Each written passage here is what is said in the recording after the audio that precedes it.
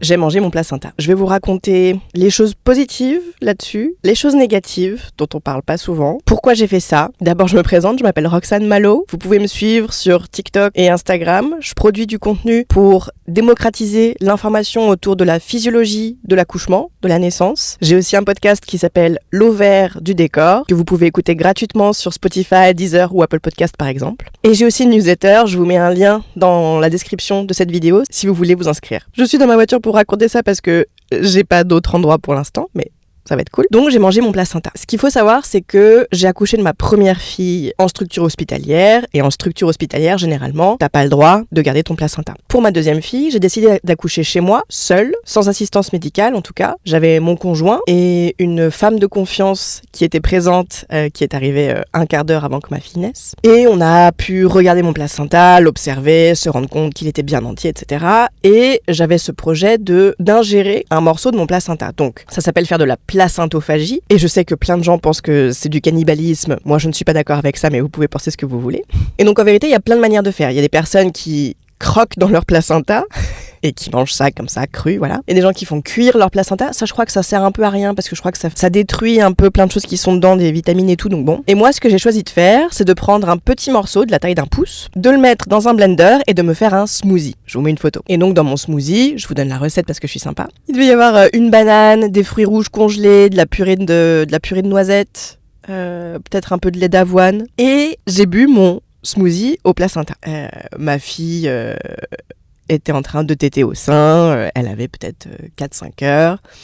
Et j'étais hyper contente de faire ça parce que, alors, moi, j'avais pas lu d'études qui montraient que la consommation du placenta pouvait avoir des risques, quels qu'ils soient. Pour moi, c'était tout bénef. Soit il y a des personnes qui témoignent que consommer leur placenta, ça a fait qu'elles étaient en plus grande forme après l'accouchement de leur bébé, qu'elles ont eu un super postpartum, qu'elles n'ont pas fait de dépression du postpartum, et donc on ne peut pas savoir si c'est lié ou pas à l'ingestion de placenta, mais en gros, voilà, pour moi, il n'y avait pas vraiment d'inconvénient au fait de consommer mon placenta, il y avait juste potentiellement, ça allait rendre mon postpartum plus cool, et j'aimais bien cette idée de me dire que je faisais les choses un peu différemment. Donc j'étais hyper contente, et quelque chose dont j'ai pris conscience très récemment, donc ma fille, elle a 2 ans et 3 mois là. Donc ça s'est passé il y a 2 ans et 3 mois, ma deuxième fille. Et il s'est passé quelque chose après mon accouchement, après cet accouchement-là, c'est que j'ai développé une infection, mais on ne savait pas de quoi. C'est-à-dire que j'ai développé de la fièvre, j'avais des douleurs dans le bas du ventre, donc j'ai été évidemment à l'hôpital, pour regarder si j'avais pas des restes de placenta qui seraient encore présents dans mon utérus. On m'a fait faire des analyses sanguines, des analyses d'urine, un frottis, donc analyse vaginale, et on n'a absolument rien détecté. Métaux de globules blancs et d'inflammation de RCP, enfin pas RCP, CRP, était hyper haut, enfin vraiment je faisais un très très gros truc, mais on ne savait pas de quoi. Donc on m'a donné des antibiotiques compatibles avec l'allaitement à prendre pendant 5 jours, mais on m'a donné vraiment une dose de cheval. Et en fait, très vite, les symptômes ont diminué. Je crois qu'au bout de 2 ou 3 jours, j'avais plus aucun symptôme. Et la sage-femme que j'avais vue à l'hôpital m'avait dit, bon, en vérité, je vous ai donné une dose énorme là d'antibiotiques, donc arrêtez, et voilà, si vous avez plus de symptômes, vous avez plus de symptômes, c'est très bien. Donc c'est vrai qu'à l'époque, on n'a pas compris.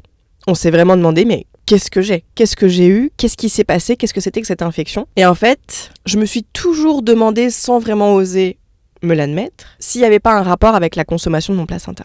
Et récemment, j'ai décidé de pousser la question, et je suis tombée sur des études qui sont pas très nombreuses, mais qui disent que consommer son placenta, ça peut comporter des risques de contracter des infections, et notamment à Escherichia coli. Et ça, c'est vraiment une grosse infection. C'est pas un truc très rigolo. On en mourait au début du siècle dernier, typiquement, avant le développement de l'antibiothérapie. Et donc, aujourd'hui, je fais un parallèle entre la consommation de mon placenta et cette infection. En vérité, on ne peut pas savoir s'il y a un lien entre cette infection et la consommation de mon placenta, mais je le sens au fond de moi. Je sais pas si vous voyez ce que je veux dire. Ce truc-là, parfois, on a ça cette intime conviction, en fait. Et je suis assez persuadée de ça, que ce qui s'est passé, c'est que mon placenta, j'aurais pas dû le consommer. Dans les manières de consommer aussi, on peut le déshydrater et le réduire en poudre et en faire des gélules. Ça c'est pas mal connu aux États-Unis, il y a pas mal de stars qui font ça. Mais effectivement, j'ai l'intime conviction que consommer mon placenta, ça m'a rendu malade. Pourquoi je partage ça aujourd'hui ? Parce qu'on en parle très peu. Je trouve qu'il y a très peu de témoignages autour de la consommation du placenta. Et moi, je suis toujours pas contre la consommation du placenta. Je pense qu'il faut savoir de quoi on parle. Je pense que ce serait pas mal que ce soit encadré, peut-être. Genre, je sais pas, est-ce que tu peux faire des tests rapides ? J'en sais rien, ça se trouve, c'est même pas possible. Pour les personnes qui ont envie de consommer leur placenta, faisons un test, voir si ce placenta va bien. Ce que je trouve fou, c'est de se dire qu'un placenta peut avoir des problèmes comme ça, enfin, peut contenir des bactéries comme ça, un peu graves. Mais en fait, ton bébé, il va bien. Ouais, je trouve ça dingue. Je vais vous demander énormément de bienveillance. Les personnes qui consomment leur placenta, elles font ce qu'elles veulent, celles qui ont envie. Celles qui n'en ont pas envie, qui trouvent ça dégoûtant, elles en ont aussi le droit. Je pense que c'est bien d'essayer d'éviter de juger les gens pour leur pratique. C'est pas parce que tu refuses de consommer ton placenta que t'es une mauvaise personne. C'est pas parce que tu consommes ton placenta que t'es une mauvaise personne. Donc je vous demanderai beaucoup de bienveillance dans ces commentaires si possible. J'avais raconté cette histoire sur TikTok et je m'étais pris une avalanche de haine, c'était horrible. Et dans cette histoire-là, dans cette vidéo-là, j'avais pas encore pris conscience de cette question d'infection. J'avais pas fait le lien.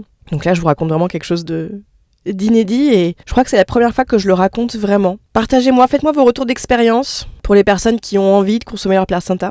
Dites-moi aussi ce que vous en pensez, mais c'est sûr que c'est bien si on peut échanger dans le respect et la bienveillance. Et demandez-vous toujours, quand vous laissez un commentaire, si ce que vous allez dire, vous le diriez vraiment en face de la personne à qui vous parlez. Si vous le diriez en face vraiment, alors allez-y, mais soyez honnête avec vous-même. Je pense que la morale de cette histoire, c'est de se dire qu'il n'y a pas de bonne ou de mauvaises pratiques, et ça fait un peu bizarre de dire ça comme ça. Mais foncièrement, ce qui peut marcher pour une personne ne marchera pas pour une autre. Ce qui n'a pas marché pour moi cette fois-ci, peut-être que ça fonctionnerait une prochaine fois, peut-être que je ne contracterais pas encore d'infection si je consommais encore un placenta. Honnêtement, je ne sais pas si je consommerais mon placenta pour une prochaine naissance. Je pense qu'il ne faut pas juger les gens, et je pense qu'il faut laisser les personnes libres de faire leur propre choix. Dites-moi si vous voulez que je vous raconte mon accouchement libre, mon enfantement autonome, dans une prochaine vidéo. Sachez aussi que je propose des accompagnements à la grossesse et à l'accouchement. Je vous mets un lien en description aussi si vous voulez prendre rendez-vous. Mais je propose vraiment des rendez-vous